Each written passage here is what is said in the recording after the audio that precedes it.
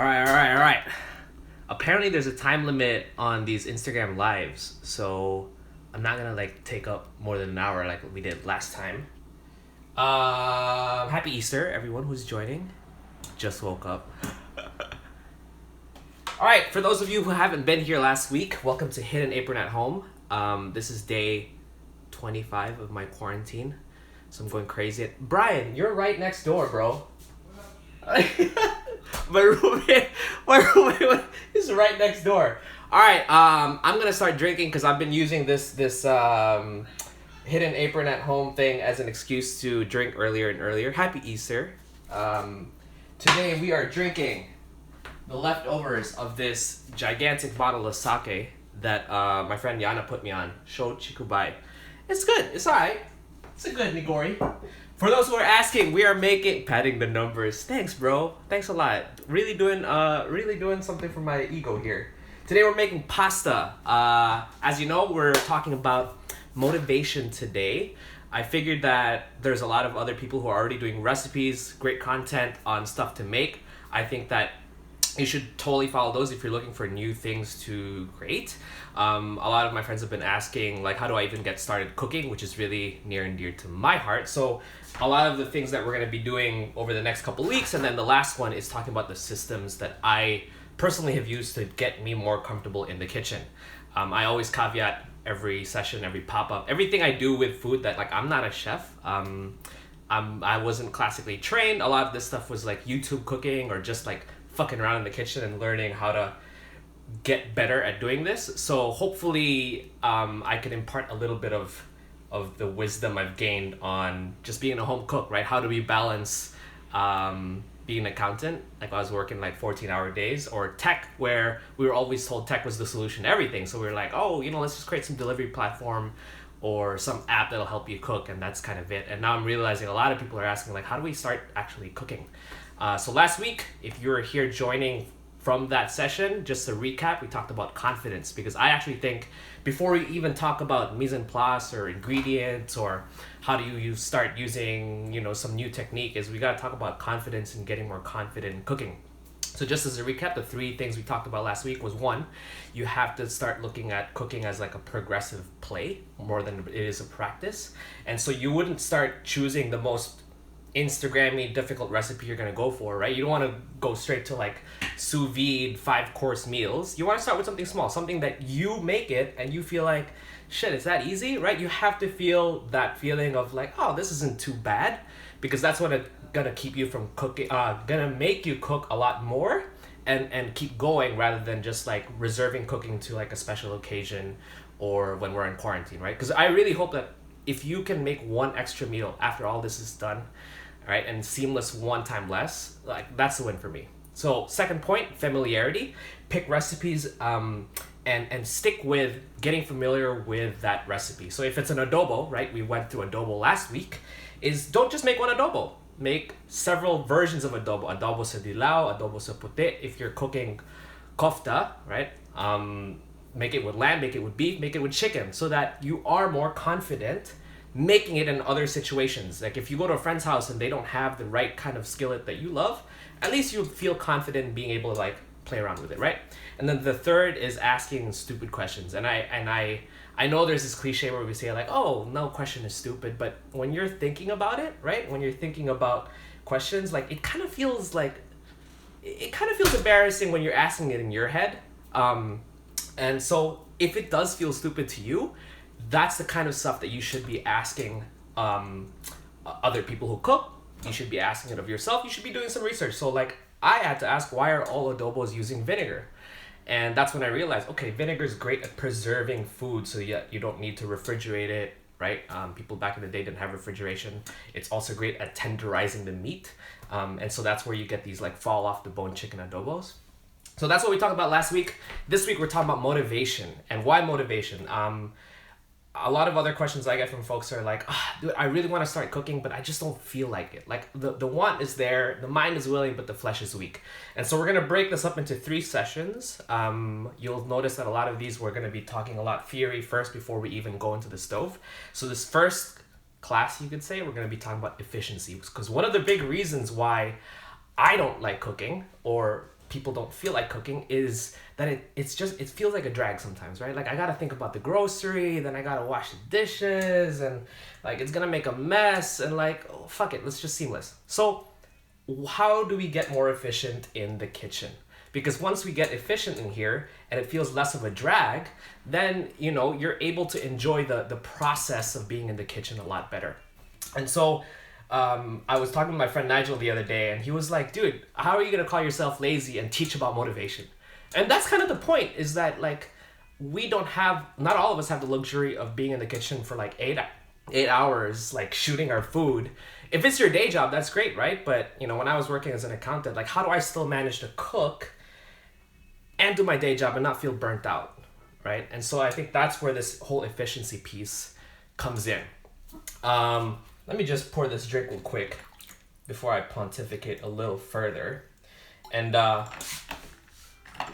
right, so someone last week told me that they actually want to cook along during these sessions. I thought people were just kind of watching them and then using it as a resource later on. If you're cooking along today, we're going to be making pasta. Just sound off in the comments if you are, so I kind of know if I should slow down or speed up. So if you're cooking along, what you want to do so that you could prep for it now before we get into it is, if you have your pot of water, start it boiling. Just boil a pot of water. That's where we're going to cook our pasta.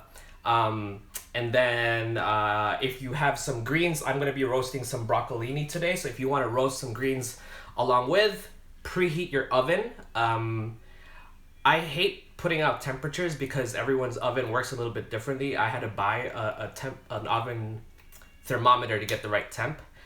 If you can get it to 375 and it's going to be 375, go there. But then just keep it there, okay? All right, I'm going to walk around a little bit before we get into the cooking aspect, because I want to show you a couple of things of how I think about efficiency, right? First off, we're going to start right here.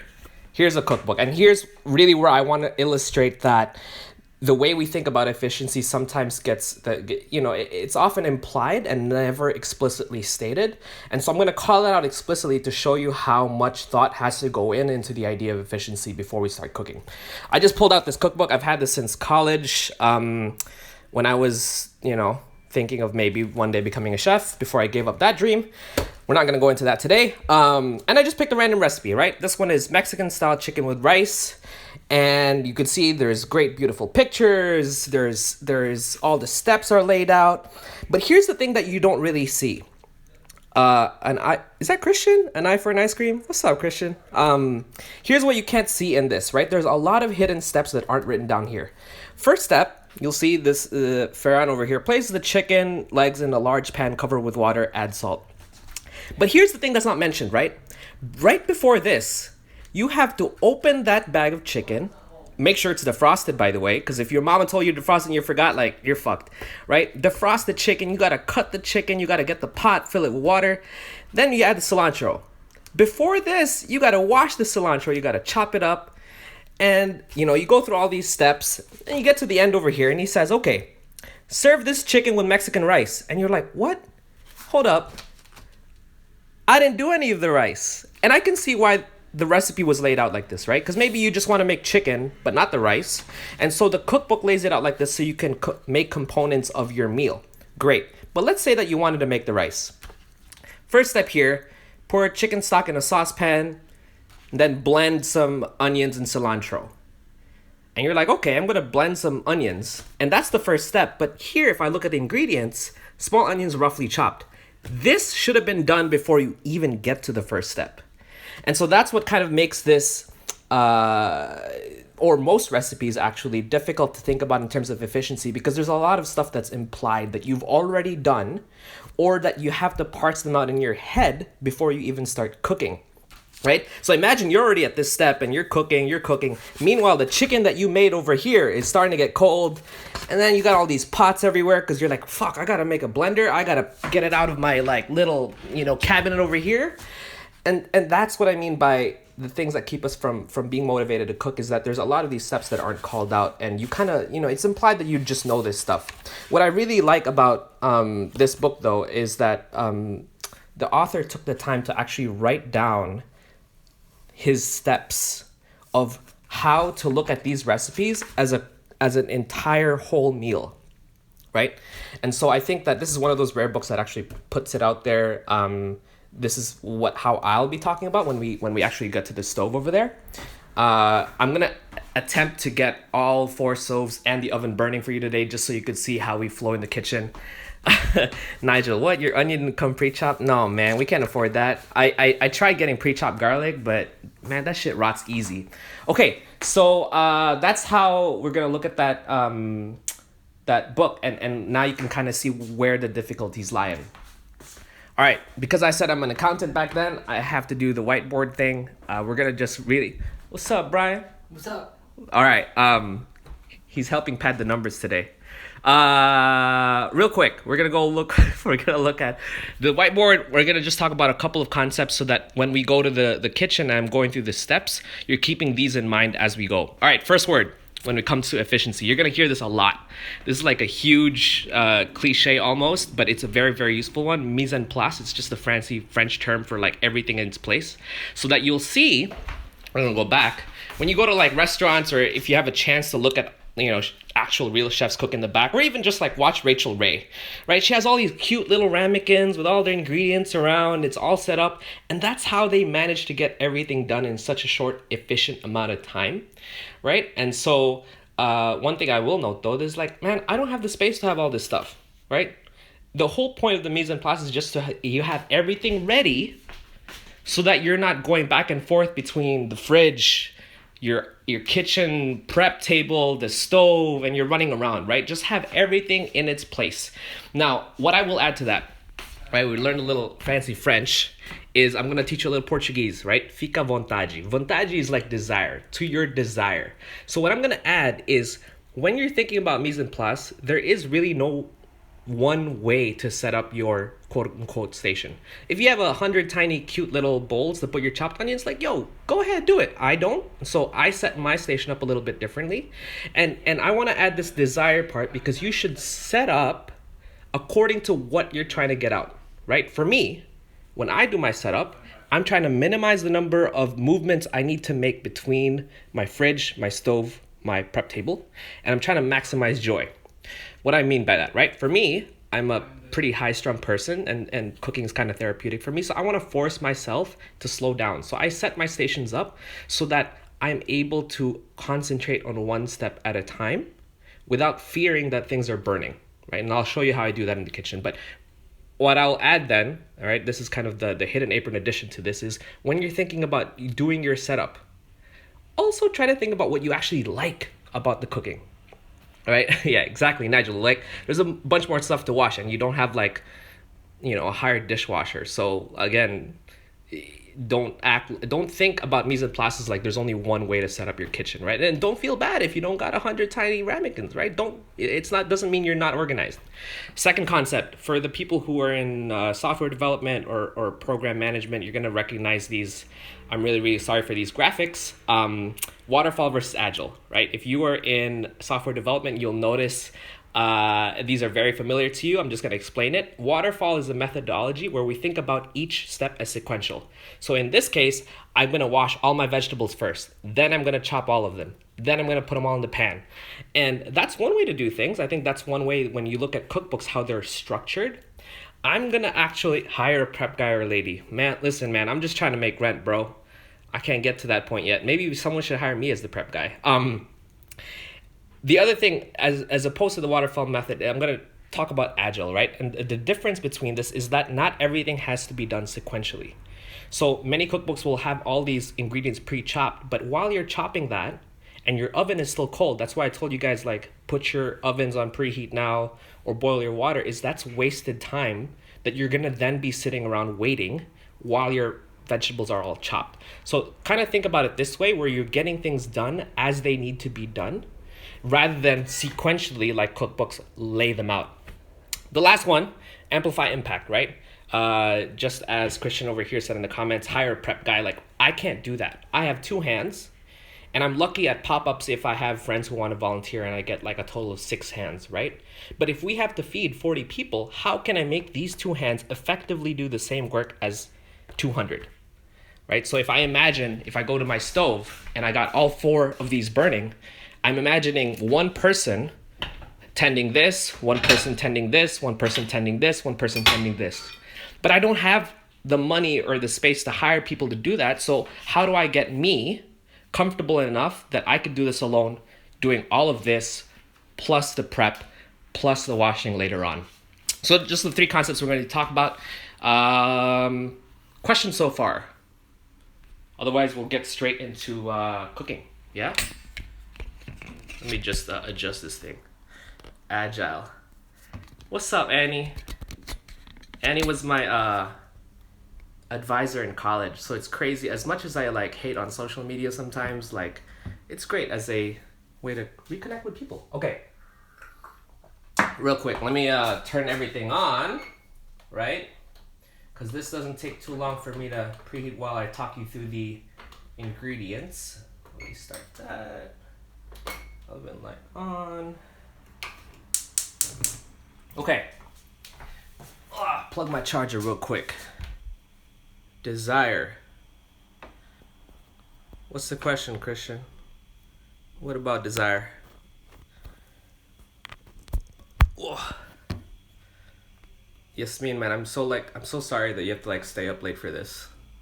If you can fund me to go back to the Middle East, like I'll do a personal class for you, but such is the case.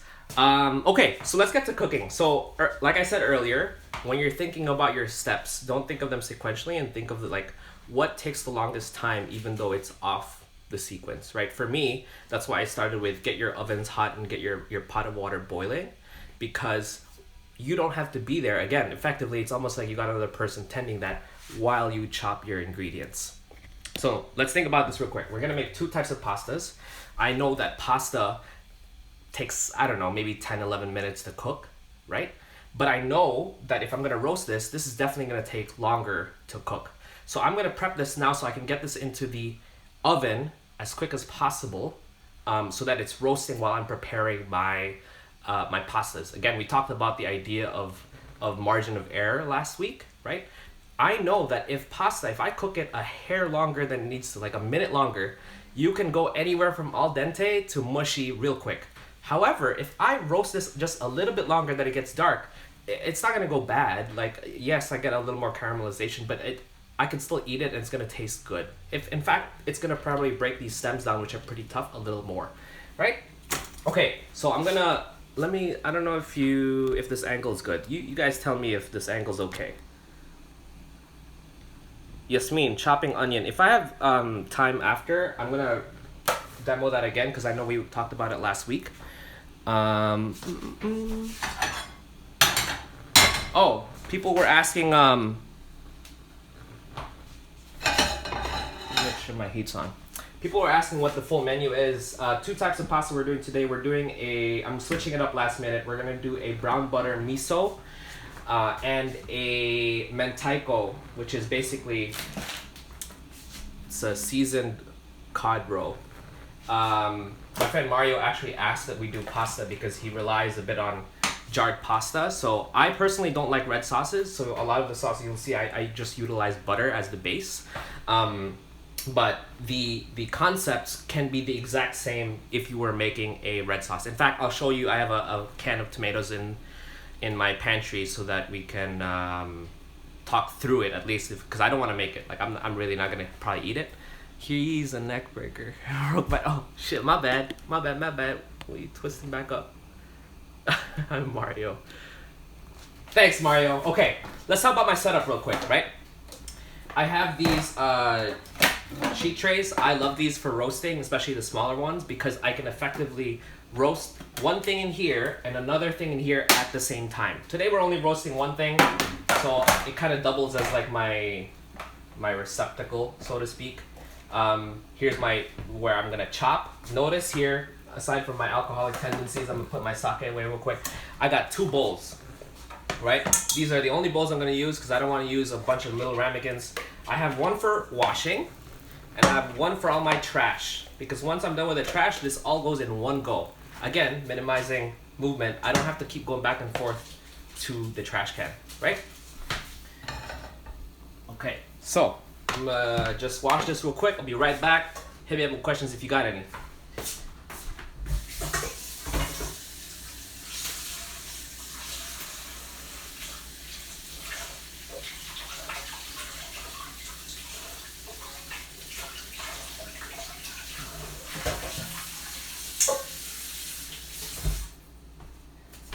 Nigel, what happened, bro? I thought you were gonna hit me with some like philosophical. I thought you were gonna like hit me with those challenging questions. What's going on?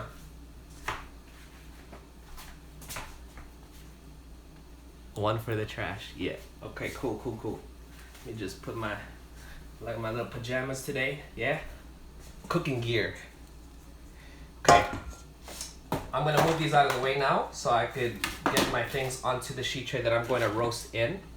I'm looking at these. It doesn't look like there's a lot of like really tough stems. These are relatively small, so I'm not really gonna cut a lot off. I'm just gonna take maybe the very ends that are I personally find a little too tough to eat.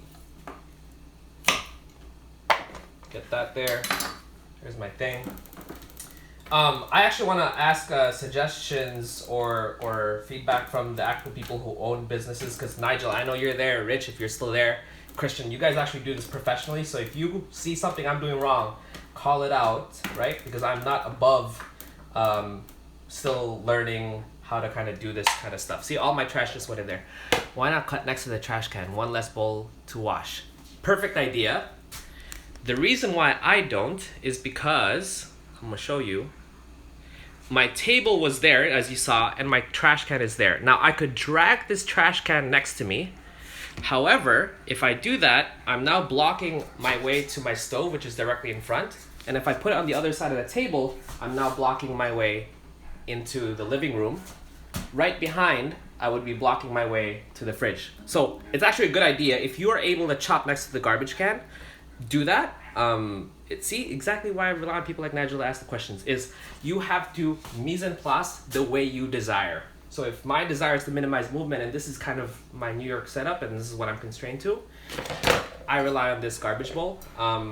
If I'm making stock, like vegetable stock, I actually end up not throwing this into the garbage. I end up using the scraps to make stock later, so it's a very useful receptacle for me. All right, I got my broccolini in there. I'm just gonna put a little oil, a little bit of salt.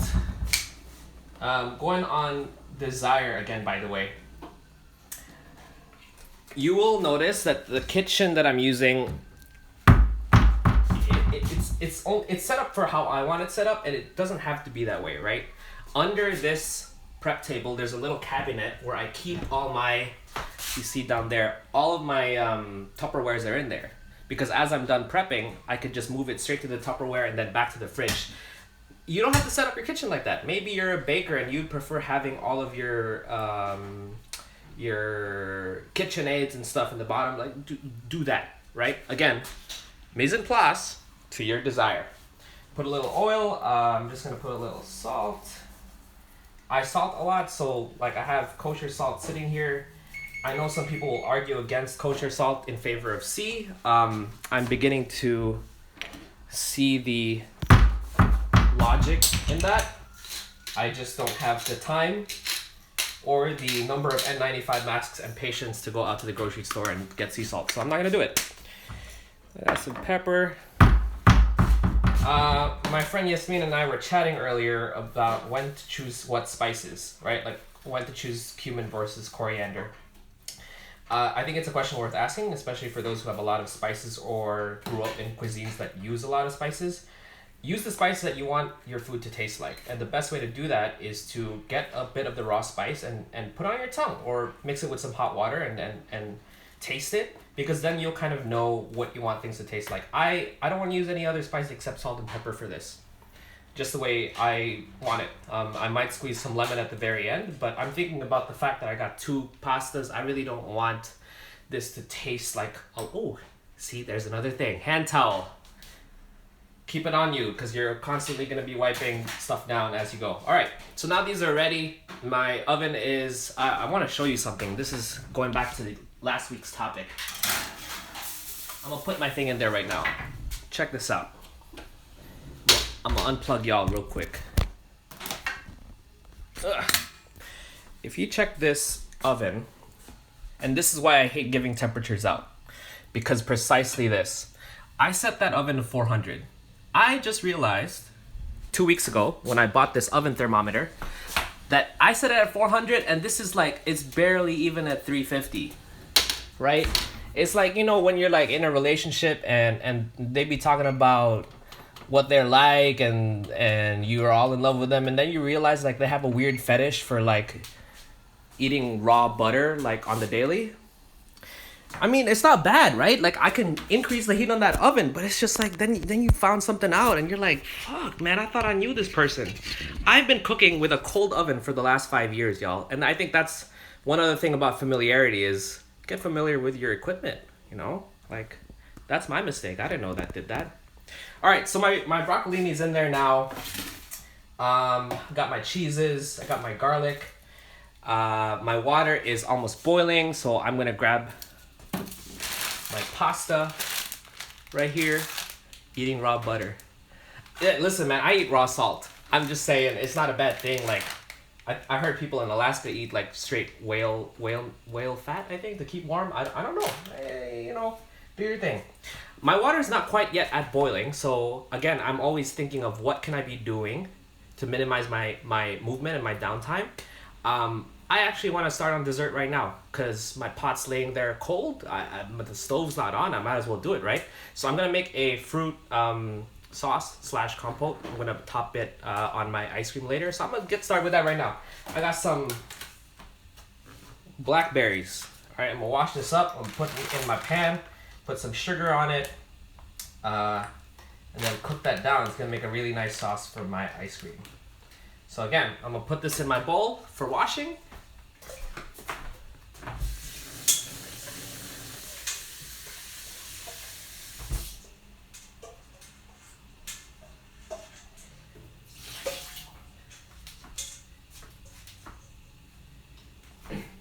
Okay, we're gonna flip over to the stove.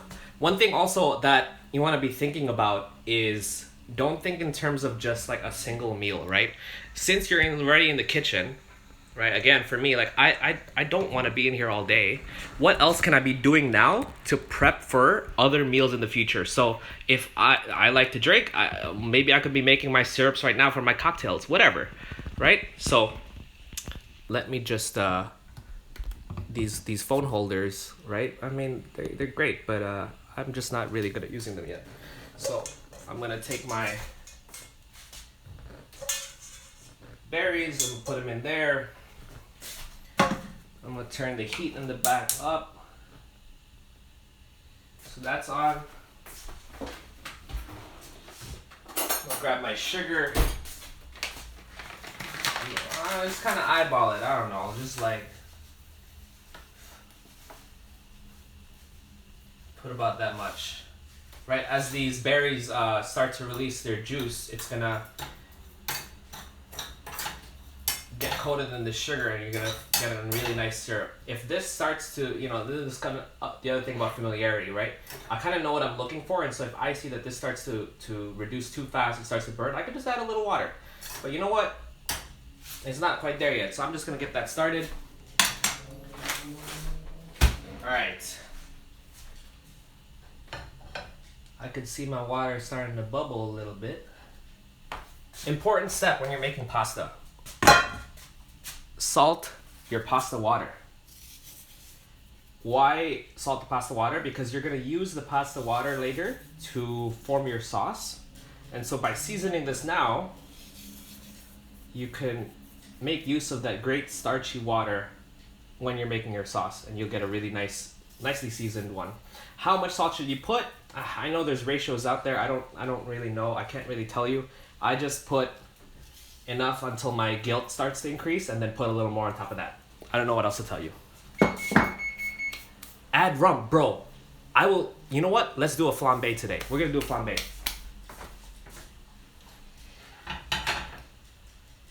Great idea. I'm gonna grab some rum right now.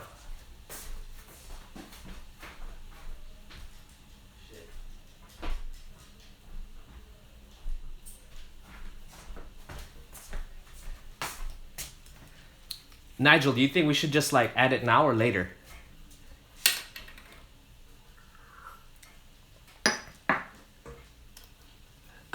What is flambe? All right. Let's see if this will work. Okay. I'm cheating a little. I'm not really supposed to do this, but the question was, what is a flambe? I think it's better if I just show you now. So So you can see there's my berry. It's a little dark in here, huh? Let me increase the light. Oh. All right. You can see my berries and my sugar in there. Let's see if this will work, because I usually do this beforehand. I put a little rum, and I'm just gonna tip it a little bit and not burn myself. Hopefully this will catch fire. Usually I do this in a skillet because, yeah, see, it's too deep. Let's see if I catch something else.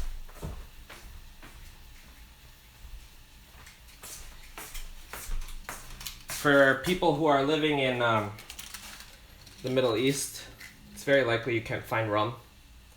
So, I don't think this will, there you go. The alcohol, I can't really see it because it's so bright, but it basically bursts into flame. I don't know if you can see it. The rum bursts into flame, gets some nice flavor to the berries, inspired by Nigel, who said I should put rum. So, put that back. Switch this back to the rear, and just let that cook down. Man, this water, see, this is what I mean by downtime. Is I should have actually started boiling this before I even started. Can't see pan you're using. David, this one?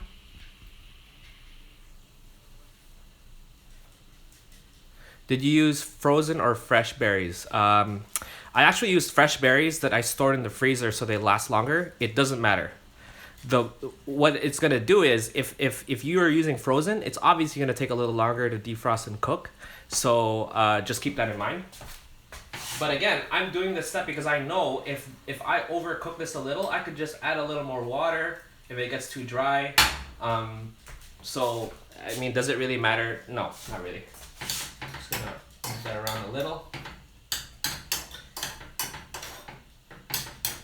That's gonna cook down. Also, flambeing is a great party trick. If you ever wanted to like do it, it's just put a lid on it. Let's do that. Boom!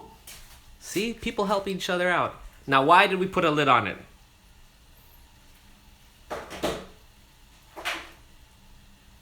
I'm hoping I could save these comments because I like the answers that are coming from y'all, and I wish I could. I don't know if this is gonna be on YouTube or not, but I hope it will. If this is too dark, let me see if I can turn on some light real quick.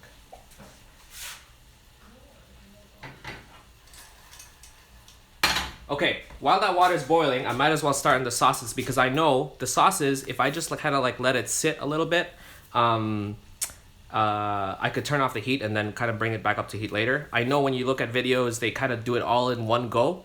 Again, flexibility, which is a future topic, but also efficiency, right? I want to get out of this kitchen after this 1 hour, so here's what we're going to do. I'm waiting for that. I'm going to turn my heat. I'm going to start on the brown butter. What is brown butter? Someone asked me the other day. Brown butter is exactly what it sounds like. It's taking the butter and browning it. Now, there is a chemical reaction that takes place when you brown something that creates new flavor compounds. And so brown butter gives, I know people describe it as nutty. I have a trouble saying that it's nutty because nuts to me taste like, you know, like peanuts and almonds. I guess you could say it smells nutty, but I think that it's just a more complex flavor that I don't have the vocabulary of today. If anyone else, how long do you keep the brocks in? Okay, another great question. How long? Whenever someone asks me like how long or how much, there's no other better answer than to say until they're done, right? Because again, as you saw, my oven runs a little bit low. So I just kind of know what to look for. So after maybe 10 minutes, I look at it and go like, oh, you know what? They're kind of brown already. They're kind of starting to brown up. They're getting crispy on the florets part. They're done.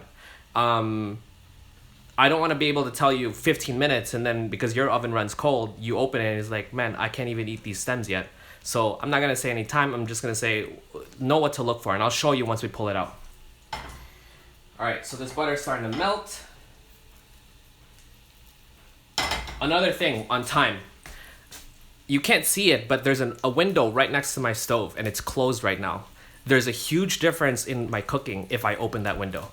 The temp in this whole kitchen drops, especially in the winter. And so again, I can't see your kitchen. It's hard for me to tell what your specific situation is. So how long should something be in there? Until it's done. You'll see the butter in here.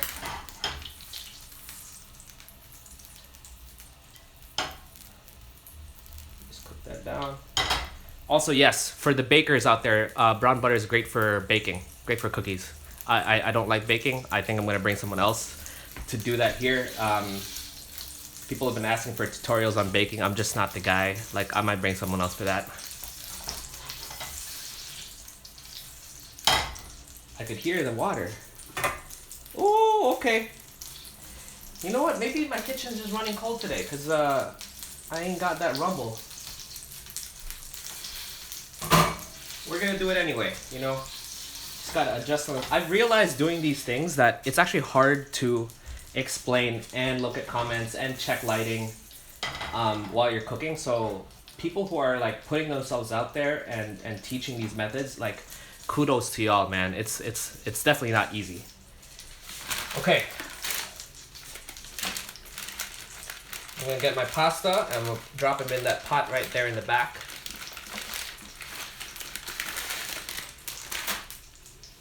How much pasta? As much as you want to eat. So since I'm making 2 dishes today, I might put a little extra. Just put that in there. I will confess, I'm not really a pasta person. I'm more of a rice person. My roommate really is the one who like got me onto the whole pasta thing. And I do enjoy fresh made pasta, but I think in times like these, like, I can't be eating rice 3 times a day because I don't know when this quarantine is going to end. So fuck it, you know, I'm eating pasta.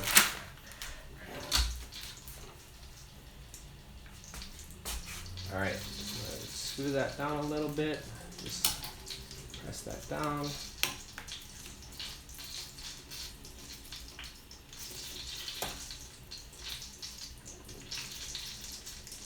Again, normally people will say, all right, set a timer or whatnot. I hesitate in saying that because, again, like, you saw how slow my water boiled, and you saw how much I put down. If you put anything different from this, you're gonna get a very different result. So again, I'm not gonna say, or even how much salt you put, because salt changes the temperature at which your water is gonna boil. So I'm not gonna really recommend that. I'm gonna look at when it's done. And how do I tell it's done? I'm gonna taste it. You all saw me make that mistake last week. We're not gonna make it this week. Taste your food. All right. Fuck it. I need a sidekick. You know, Nigel, I thought I was gonna work for you, man. I really was considering it, and then, you know what? Life kind of hits you on the side. So, all right. I don't know if you guys can see this, but the color is starting to change a little bit. Let me bring my phone over again, and I have a bad habit of snapping my pasta in half. It is not okay. Hold up. Let me address that real quick. First off, if it's a habit and you're doing it kind of like mindlessly, there's got to be a reason you're doing that. If you're doing it so it fits in the pot, maybe there's better ways to do it. Like, you saw me kind of just wait and push it down a little. I think my question would be, why are you snapping it in half, right? If you like your pasta in shorter sizes, like, nothing wrong. You're not a bad person. I think, and here's a difficulty I have sometimes is, as we get better at cooking, we kind of get set in our ways, and it's easy to start shaming people like, oh my God, you're using non-organic milk. Dude, you're not a bad person. You want to snap it in half, and that's the way you want to eat it, go ahead. Like, it's still pasta. Unless you're talking about snapping, like, those bow tie pastas in half, in which case, I don't know why you're doing that. Okay, you guys can see it's starting to get brown a little. I want to get it a little browner than that. The solids of the butter are starting to separate. Just gonna cook that a little bit longer. My pasta's still boiling in there. My berries are in there. I'm about to start the 4th burner soon. Oh, okay, Mario. If you're just trying to get it fit in the pot, do what I did, where I kind of let the, and that's why it's important to get your water hot and boiling, so that it doesn't take too long, and you end up with like half pasta that's mushy and half that's like raw. Is as it softens, I just kind of slowly, gently massage its way in there. All right, there you go. See, that's starting to like crisp up. I could hear it. I don't know if you guys can. The ends are starting to get brown, so I'm gonna stop this oven. I'm good. So I got my side dish done. These, I could smell starting to perfume the air, and the berries are still kind of whole, so I'm going to keep them there. I can definitely smell this butter now. So some people like this even darker. I'm going to stop right here and lower the heat just so it stays a little warm. I'm going to cheat a little because I really love brown butter. Okay, so I'm going to put a little here so that I could use them in both recipes, because I rarely make brown butter, and I think I should be making it more, so I'm just going to put most of it here. I'm going to put my brown butter pasta in there. I'm going to do my mentaiko one in here. I'm going to put you back on the holder. Let me close my room so my room don't smell like brown butter. I mean, as much as I like brown butter, like I don't want to be falling asleep to that. Okay. So I'm going to get some garlic going. All right, let's move this out of the way, clear. See, normally if I'm not talking, like this would be a cleaner station, but you know what? We in it. I'm gonna set up some garlic because I want garlic in my brown butter. Every time I see recipes that are like 2 cloves of garlic, I'm like, dude, a Filipino didn't write this, because we'd be using like 2 entire heads. I was at a cooking class and they told me you can definitely over garlic something. I beg to differ. I don't know. It's just me. So if you love garlic just as much as I do, I honestly just triple recipes sometimes. Double them. Put as much garlic as you want. To Nigel's point earlier, you can probably get peeled garlic. That does not make you a bad person. I just find that I don't use it fast enough and they start to rot in my fridge. So I don't do it.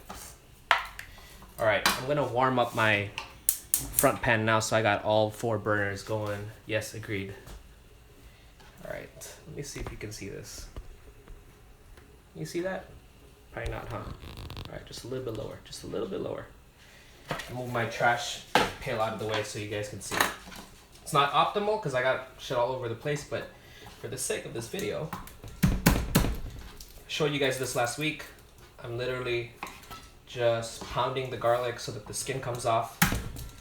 I have not cut myself once doing this, so maybe today's the day, but showing you guys, don't fear the knife. I'm gonna keep them whole today. I don't want to use them, minced. So I'm just gonna toss some garlic in that brown butter that we had going already. Now, I'm gonna use some miso too while we're at it.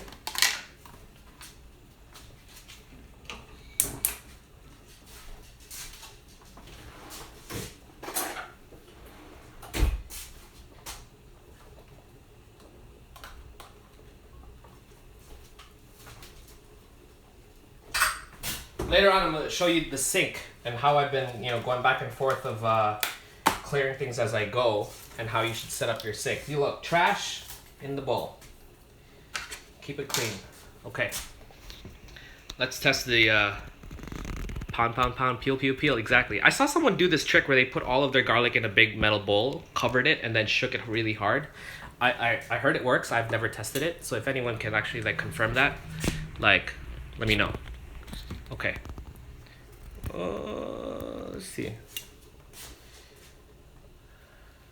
All right, I'm just gonna pull a strand out of here. I could feel that it's still hard. I mean, I could feel this already. So this is how I test. Yep, definitely hard. It's just me eating, so I'm gonna toss that back in. What am I looking for? I want it slightly under al dente. Reason why is that once your noodles are done and you put them in your pot and you start to cook your other stuff, especially your sauce, right? the noodles are gonna continue to cook. There's something called like carryover cooking. So if you finished al dente here and then put them into your sauces, you're gonna end up with a very mushy noodle. Pound, pound, pound, peel, peel, peel. Not pound, peel, pound, peel. You might have to explain that to me, Christian.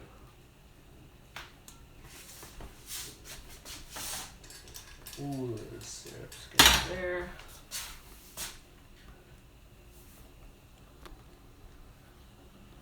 Oh, I see what you mean. You mean like pound all the garlic first and then peel it. Is that what you mean?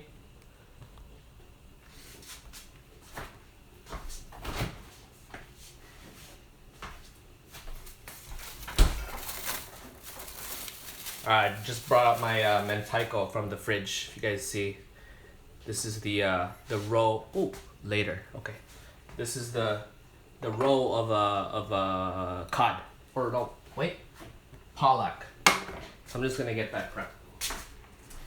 In case you didn't notice, I also have a jar here with some utensils, so I don't have to go back to the sink to get some.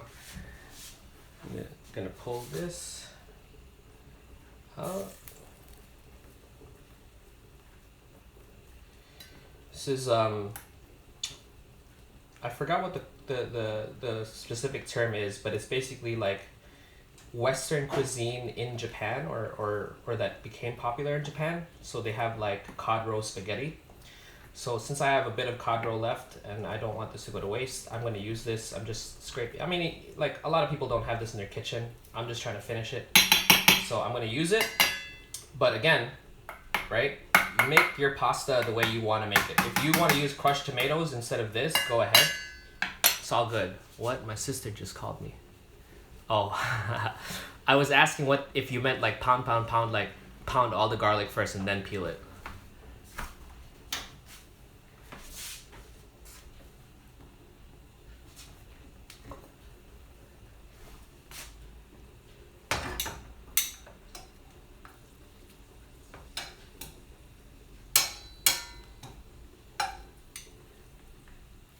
All right, we're gonna flip back to the stove now. I'm gonna try to assemble both of these at the same time, okay? Okay, so here we go. My dessert sauce is reducing nicely in the back. My pasta should be about done by now. And then I'm gonna flip between the two sauces, okay? So I know that the light's a little bit bright on there. I'm gonna close this window in a bit. Let's hope this works, okay. And then just turn on this light. Okay, so my brown butter's in here, remember? A little bit of brown butter's in here, and I dropped a bit of miso in there. I have my mentaiko ready in the back, and now we're just gonna assemble it. I'm gonna grab some pasta, maybe like, I don't know, like that much. I'm gonna toss it right in here. Get some more. I'm gonna toss that right in here. And then I'm just gonna go ahead and portion out the rest. I have a bigger pan on the left, so I'm gonna put a little more pasta there. Like that. I'm gonna turn off the back. So now I got 3 burners going. I think Mario, this is where like the whole like fit in the pot step comes into play. Is if I snap my spaghetti, it would be very hard for me to start fishing them out. So that's kind of why I did that. Just gonna grab the rest, put that in there. Nice and easy. Okay, this pasta water, why we salted it earlier, is it's gonna make the basis of your sauce, right? You want to make an emulsion where the fat of the butter mixes well with the starch and your sauce, so that the flavors kind of coat the pasta. So if you find your noodles starting to stick a little, get a little pasta water going in there. I'm gonna put 2 in there. All right, just play around with it. Get that to mix. At this point, and people are gonna hate me for this, if you don't want to do this step, don't. I like butter. I like the feel of butter, and if I'm gonna make pasta with butter, I might as well use it, right? Like don't feel guilty about using butter. Like if you have to resort to margarine, or I mean, if you're vegan, I guess it makes sense. But if you're gonna have something taste good, like, and the recipe calls for butter, just use butter. You know, it's not like you're eating this every day, you know. So you can see my miso here is starting to break into the sauce. I'm gonna toss my mentaiko in there. Boom, mentaiko. Okay, that can go. Has to be equal amount of pasta strands each. What do you mean? In each pan? Well, this pan is bigger than that one, so that's why I didn't put it equal. Oh wait, man, are you fucking with me, bro? Nigel is like my chief. I'm gonna lower the heat because it's starting to stick.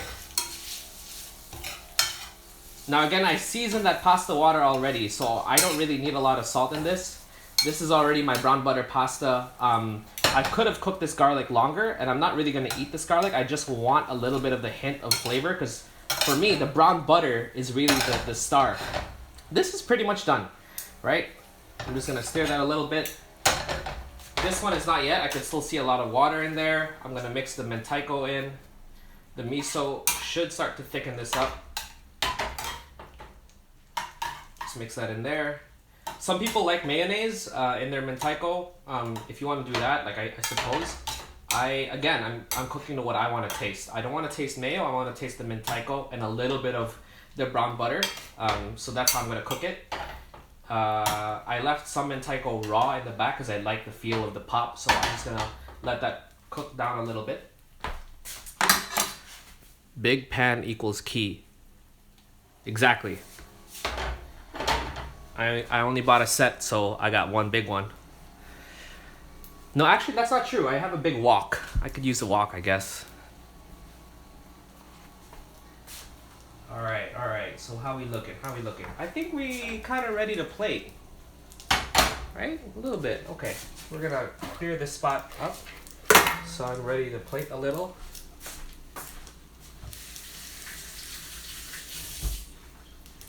Grab some plates.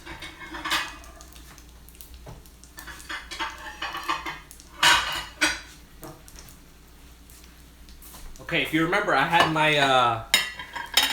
my broccolini still in the oven, so I'm gonna pull that out. Before I start plating, I'm done with chopping. I'm done with all that, so I'm just gonna clear my space real quick.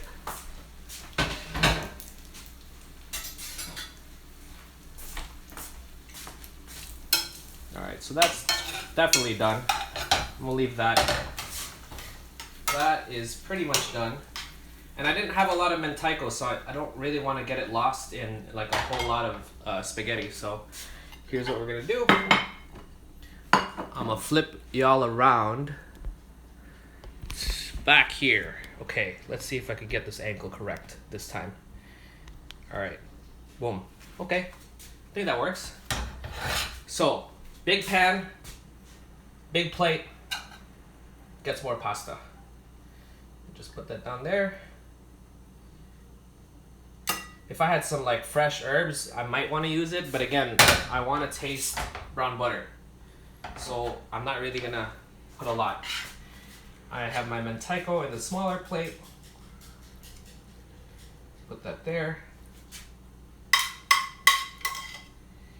Boom. As I'm finishing, I'm stacking this on the stove before I put that in the oven,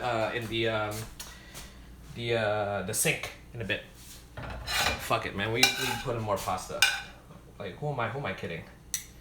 I'm like trying to act like I'm on a diet and shit. All right, there you go. Oh, yeah. Remember, I didn't forget about my dessert. It's still in there. Okay, so let me pull out my broccolini now. I like them like this. You see they're a little bit like dark and crispy at the very end. I like them like that. You might not want to like that, but I do, so I'm just gonna put that as a side. I don't want it to interfere with the mentaiko, so I'm just gonna put it on my brown butter one. Leave that on the stove. I like cheese. I'm gonna put a little parm. So I'm gonna grate that on just the brown butter one, just a little bit, because I don't want it to overpower the rest of the brown butter that I took so much time trying to make. So just a little little parm. Ah, fuck it, maybe a little here too. Put that aside. I want to note, by the way, guys, if you're getting parm, the rind, the very tip, the hard part at the end, don't throw this away. This stuff is great for tossing into sauces, tossing into stocks. It's great for giving that extra like secret flavor in risottos, for example. Don't throw these away. Like, save these. Okay? Next week when we talk about flexibility, I'll talk about the importance of acid, but right now these are very rich dishes for me, so I want a little bit of acid in there. I might put a little lemon juice, like I said, onto the into the broccolini. So let me put some back there. I'm gonna just cut it here because I already put my chopping board away. Do not do this. Okay, I'm gonna put this in the broccolini for a bit. Boom, done.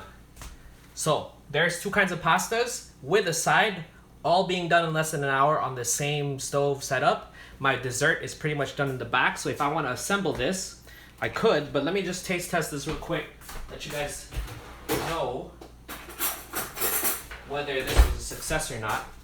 I'm gonna taste this one real quick.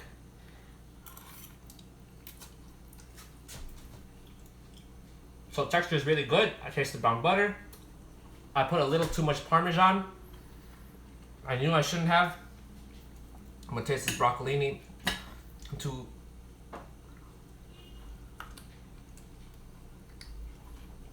Yep, I get the crisp. This probably could use a little more time, but I bought broccolini that was uneven in sizes, so I would say if I were to do this, I would pick similar size ones so they roast at the same amount of time. All right, taste this one.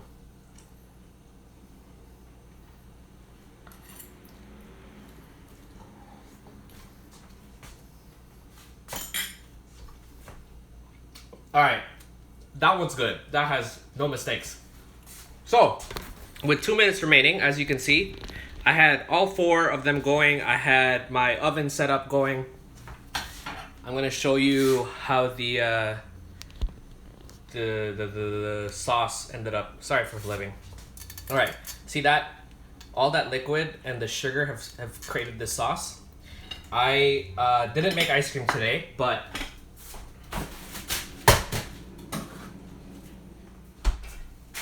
you know, I bought some, so I'm gonna top this with that sauce. I love making ice cream. If you guys want me to do an ice cream tutorial, I could some other day. But the thing is, like, I've grown attached to my ice cream maker, and I've been making ice cream for so long without it, and it's tedious. It's really, really tedious. So if you don't want to do that, I could just post up the steps. Minute remaining. Any questions?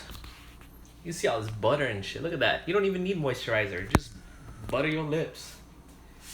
And pour a little more sake. All right, really important before we go. Share this with people who you think it might help with. Again, I'm not a professional, right? This is kind of what got me over the fear of cooking. So I hope that if this helps you, especially people who are starting to cook, like, share this. I'll find a way to save the video down. To the person who Venmo'd me last week, thank you so much. I don't know if everyone here knows, but I basically quit corporate like 60 days ago. So every Venmo that you send me keeps me from having to go back. So if you're so inclined to do that, share the video, Venmo me, any support. I think it really helps me get excited about these things, especially at a time like this, you know. So, all right, fam. Next week, we're going to be talking about flexibility. So I'm going to post up details for that.